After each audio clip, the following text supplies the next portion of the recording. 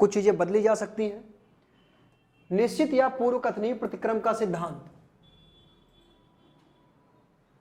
जैसे कुछ चीजों को हम पहले से ही कह सकते हैं कि ऐसा ही होगा या निश्चित है।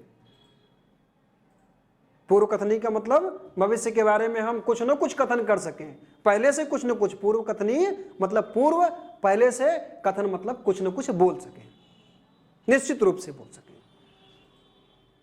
तो क्या है इसका सिद्धांत? मस्तकाद्योमुखी।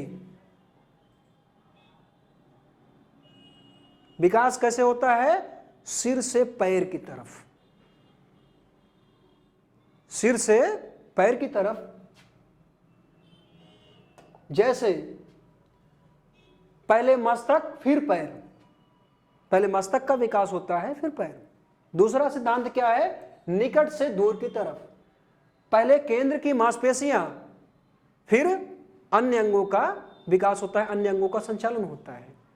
तो इसके दो जो है सिद्धांत हैं जो निश्चित या पूर्व कथनीय प्रतिक्रम के सिद्धांत के अंतर्गत आते हैं। तो मस्तकाद्योमुखी, पहले सिर का विकास और फिर पैर का विकास। बच्चे की गर्भावस्था में भी पहले सिर का विकास होता है फिर पैर का, और यह प्रक्रिया लगातार जीवन पर्यंत चलती रहती है, पहले सिर का उसके बाद पैर का। बाद में आता है निकट से दूर, पहले शरीर में केंद्र का जो है विकास होता है। जैसे यदि हाथ की उंगलियों को हिलाना है तो पहले यहाँ की मांसपेशियों का विकास होगा, यहाँ से यहाँ तक। यदि यहाँ से डिस्टर्ब कर दिया जाए तो उंगली हिलेगी नहीं हिलेगी। तो पहले जो निकट है उसका विकास होगा, उसके बाद दूर की चीजों का विकास होगा। क्लियर? उसके बाद है समान प्रतिमान का सिद्धांत। इसमें आपको बताया गया कि समान प्रजाति के विकास के प्रतिमानों में समानता पाई जाती है, जो जैसा है वह वैसे को ही जन्म देता है।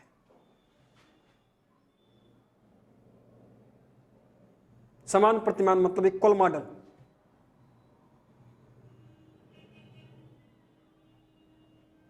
जैसे यदि हाथी, उसको हम एक प्रतिमान मान लें, तो हाथी के बच्चे को ही जन्म देगी।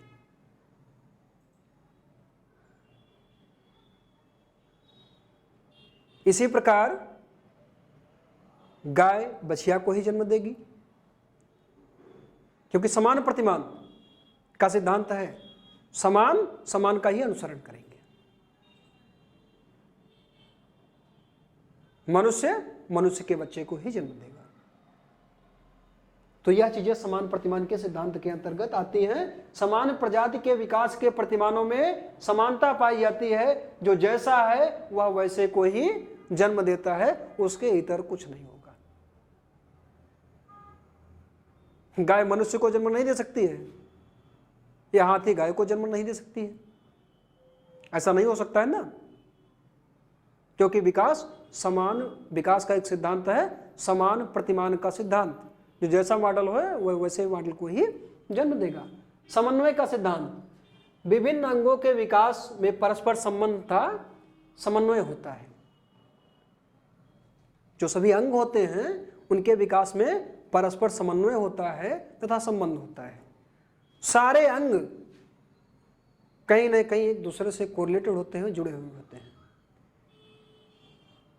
किसी भी एक अंग में कोई दिक्कत होगी तो पूरे शरीर पर कुछ न कुछ प्रभाव अवश्य पड़ जाएगा।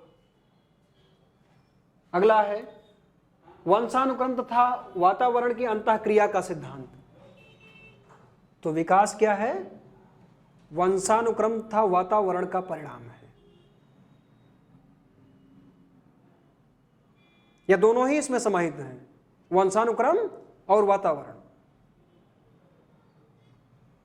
कोई यह कहे कि विकास सिर्फ वातावरण है, यह भी नहीं हो सकता, और विकास सिर्फ वंशानुक्रम है, यह भी नहीं हो सकता। यह वंशानुक्रम और वातावरण दोनों का परिणाम है। चक्राकार प्रगति का सिद्धांत, इसमें भी कभी तीव्र कभी मंद, रेखीय या स्थिर नहीं हो सकता है। तो आज आपको विकास के संप्रत्यय के बारे में, इसकी अवधारणा के बारे में, विकास के विभिन्न सिद्धांतों के बारे में बताया गया। अब आप लोग इसका स्क्रीनशॉट ले लीजिए, पूरा वीडियो देख लीजिए और उसके पश्चात आप प्रश्न को हल करने का प्रयास करिए। सीटेट का विकास से संबंधित इसमें जो भी चीजें हैं सब आपके लिए एक प्रश्न के प्रारूप में है। सभी चीजें इसमें प्रश्न हैं या सबके सब आपके काम आने वाली हैं। आप सीटेट का पुराना पेपर हल करिएगा, देखिएगा, आपको इसमें से अधिकांश क्वेश्चन मिलेंगे। और आगे अगले वीडियो में हम सीटेट में टेट में जो आए हुए क्वेश्चन हैं उस क्वेश्चन को आपके लिए लेकर आएंगे और दिखाएंगे कि जितनी भी चीजें आपको पढ़ाई गई हैं यह सब सीटेट में या टेट में पूछी जाने वाली चीजें हैं। तो दोस्तों, उड़ान द फ्लाई यूट्यूब चैनल को आप लगातार देखते रहिए। मनोविज्ञान का जो भी संदर्भ है, बाल विकास का जो भी संदर्भ है, आप लगातार हमारे साथ जुड़े रहिए, लगातार बने रहिए। इस चैनल को लाइक और शेयर करते रहिए, सब्सक्राइब भी करिए,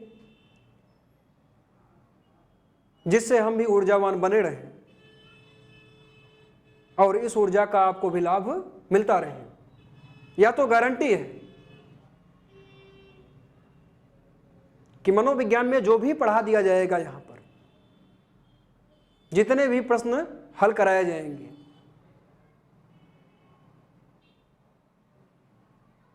कम से कम सीटेट में 25 प्रश्न हमारे दिए हुए प्रश्नों से नहीं आएंगे तो बताइएगा, निश्चित रूप से आएंगे। बस आप वीडियो के साथ बने रहिए, देखते रहिए, कॉन्सेप्ट को समझते रहिए, क्योंकि सीटेट सिर्फ रटने वाली चीज नहीं है। यहां पर आपको एक एक शब्दों का अर्थ समझाया गया और यही शब्द और कॉन्सेप्ट वहां पर पूछे जाएंगे, जिसको आप रट के नहीं समझ के आसानी से कर सकते हैं। तो आज के लिए इतना ही,